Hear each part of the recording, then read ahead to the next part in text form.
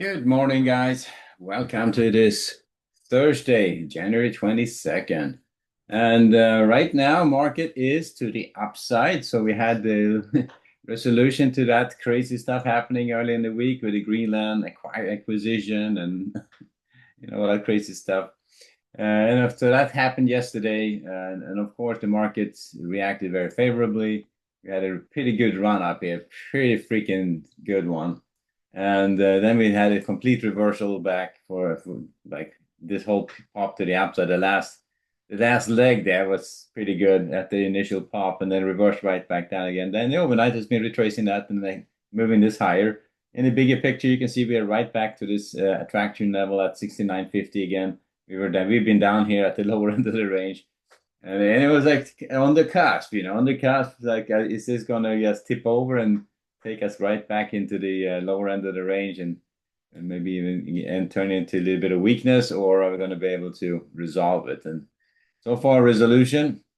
Now, there's another thing going on there. They were talking about it yesterday. I guess the Bank of Japan's bond market is having some issues, so that's also kind of spilling into some of the volatility. But I think the bigger thing was really the Greenland and the European thing first, and then the Japanese bond market second. But so that's what that is. All right, now though we are back up again, and we're starting off the day at a pretty good spot.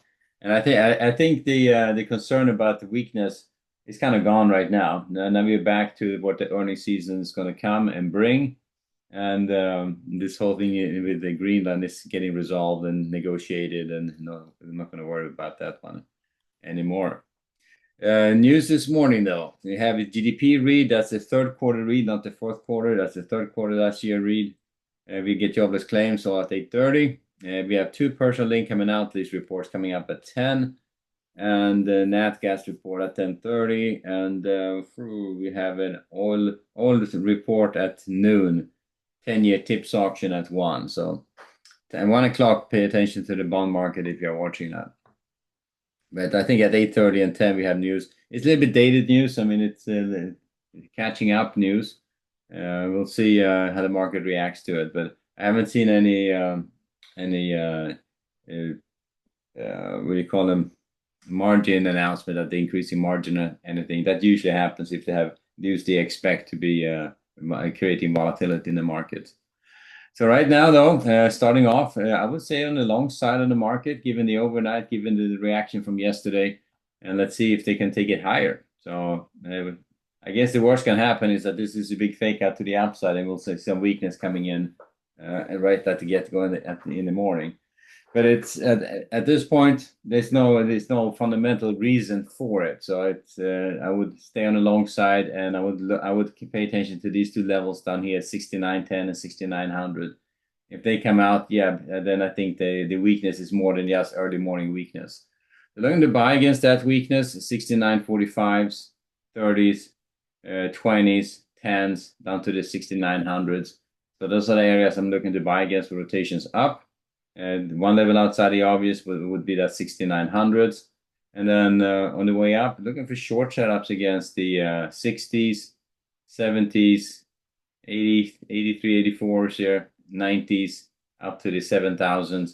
It's pretty much normal range bound trading. So if they can stay up here against this attractor, I'm going to start off on the long side, but if they can't, if I don't see that little grind to the upside start, or I probably just going to fall back range bound and look a little bit more aggressive at selling these upper areas if they get that far.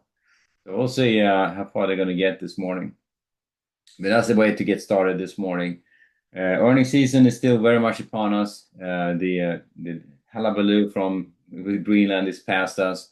We still had the bond market issue in Japan, which I'm not sure exactly how it's a long-standing carry trade. People borrow money, buy. I think they borrow in yen at the very low rates, convert it and invest it, and it's a whole structure there. And if the rates change drastically on the Japanese bonds, that whole thing kind of falls apart. So that's the impact. Now, how it impacts our market and how big that trade is. We already had one deleveraging on that.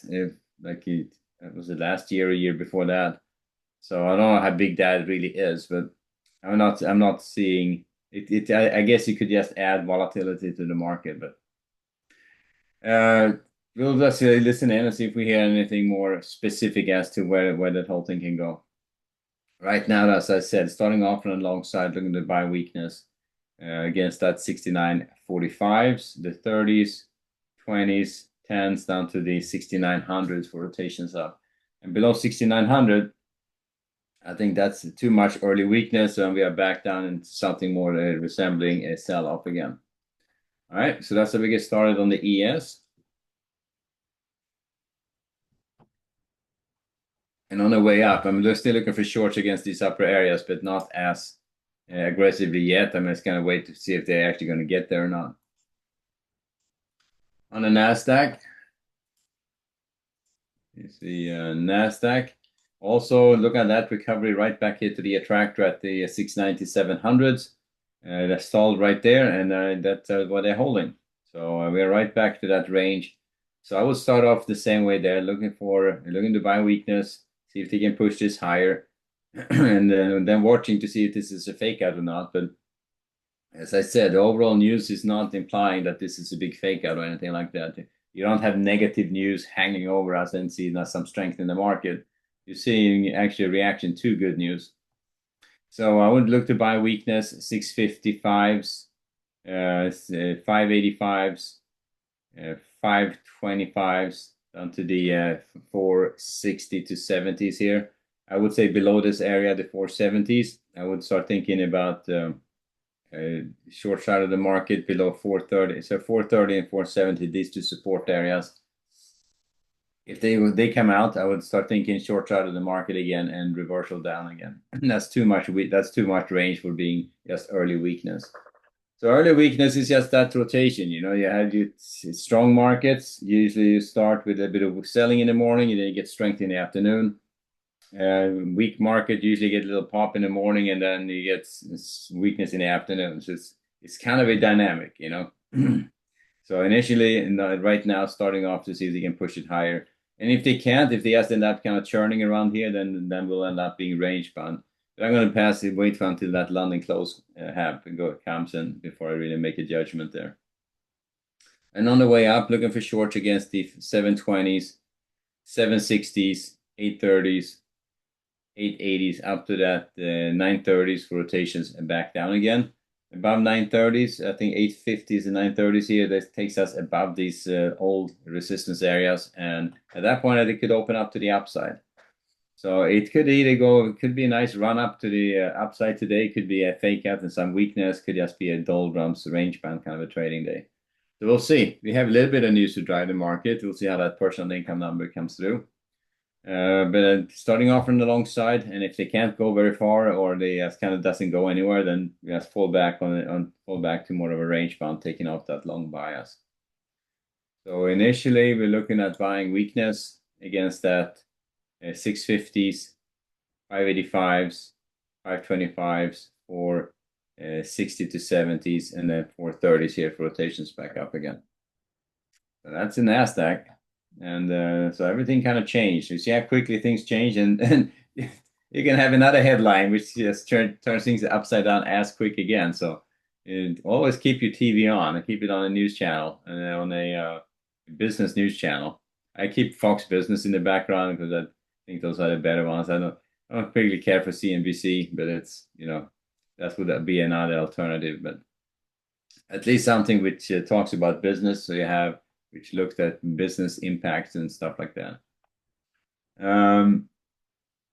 Looking at the bonds, wrapping up with the bonds, what are they doing? One market is back up again to the 115s. All right, so that sell-off it took a kind of backed off. It took my level out here with a tick right now. That level is, I had it on that bigger ledge. So that ticked one below it right now. And then we are right back up here again. So you're right up here in this bigger area, this attractor point here at the 115. So looks like the 115 is becoming more of an attractor point in this whole distribution. low volume area down here at the 1324.25s, low volume at 116, and still the bulk of the volume here in the middle. But this whole thing is starting to fill out. There's kind of going grinding back and forth in this range. It's going to just get more and more of a bell distribution, waiting for something to really move the bond market. Hopefully, moving the prices higher and the yields lower. Kind of what everyone is hoping for, right? But right now, I would just start off range bound on this guy. I would probably stay with a slight bias to the upside, if anything, given that they have really pulled back from the lower end of the range. They were down here, now they retrace a little bit. So looking to buy weakness against this area, the 28, 29s and the 25s down to this level, the 20s. I say below the 20s here, I think we take off that long bias and looking for rotations down again. But so looking for early weakness, these first three levels. Looking for short setups against the 1505s. I would probably hold off until the 1510s before I really start looking at it, and 15, 15, 16 here, these two upper resistance areas. If they take out that 15, 16s and start trading up, I think they can reverse it all the way back at to 25, even up to 116 and get up to that upper. This is that low volume area here at the 116s. So still range-bound trading, very much range-bound trading, but I would start with a bias to the long side, at least to get started, and see if this retracement from yesterday's news gets any legs, wants to move the bond market a little bit higher and drop the yields back down again.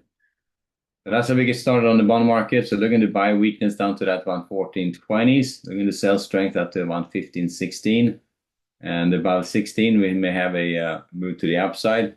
And below that 1420s, we may have a move to the downside developing. All right, so that's how we get started on the bonds. Yeah, Bloomberg TV should be fine. Yeah, Bloomberg is good. I haven't listened to them for a while, so I mean it's but the only thing you don't want is this political, less political crap, more business stuff. You know, that's what you're looking for. So you can get plenty of political analysis anywhere else, but Bloomberg is fine. Yeah, those are yes, fine. So that's where we go. So back to the ES and the Nasdaq, and we are still here, just kind of, you can see we are flopping around back and forth here, not so much.